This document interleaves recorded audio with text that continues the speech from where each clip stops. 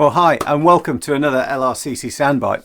Today, I'm going to tell you a story of love, of hope, of despair, and of politics. It begins after the meal I told you about a couple of weeks ago. Jesus and his friends, they went for a walk. They went to a garden that they knew, really nice little place. And while they were there, Jesus just separated himself off, walked a little way off from them, so that he could be on his own to pray. Now, this was because Jesus knew that shortly the most horrendous 24 hours of anyone could imagine in their life was going to start for him. So he prayed that there might be any possibility of another way. And he prayed for his friends. And he prayed for all Christians who would follow after. But most of all, he prayed to have the strength to carry on with what he knew had to be done. His prayer's in the Bible. And to me, it comes out as a really very, very human prayer. It has desperation in it. It has hope in it. It has vulnerability in it. If you want to read it but don't have a Bible, then if you live on our estate, do let us know. We'd love to pop a free copy round for you.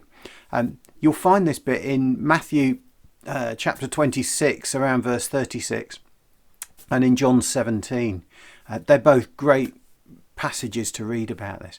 Anyway, after Jesus had prayed, a detachment of soldiers, Roman soldiers, arrived along with the civilian police from the Jewish authorities. They arrived in the garden, led by Judas Iscariot, who you might remember was one of Jesus' friends.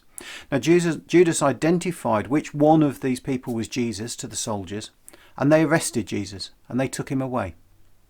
Jesus asked them a question. He said, "Why have you come in with soldiers and so many people? I'm not going to fight." He went quietly. In fact, one of Jesus' other friends got a bit overexcited and chopped the ear off one of the servants. Jesus healed that before he went. From that point on, everything happened really quickly. The Jewish authorities wanted to have Jesus executed, but they didn't have the authority to do that. So they sent Jesus off to the local Roman governor, a guy called Pilate. Pilate could find no evidence against Jesus. So he just made an example of him, had him flogged, sent him back.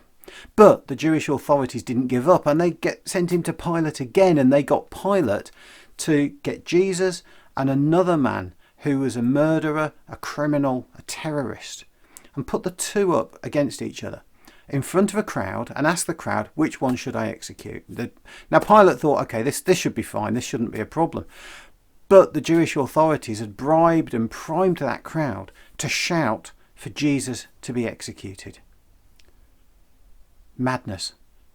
Pilate couldn't believe it, and Pilate washed his hands at the end to say, actually, I don't want to take any part in this, but I'm going to do what you say. Pilate was Rome's authority in the area, but a bit of a puppet. He just did what Rome said. And in this case, the Jewish authorities had managed to use him as their puppet as well. And the reason the Jewish authorities were doing this was because they felt threatened by Jesus' message.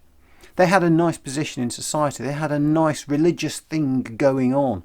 And they didn't like this man who'd come along to tell them that actually God wasn't interested in people propping up the temple finances and following petty little rules.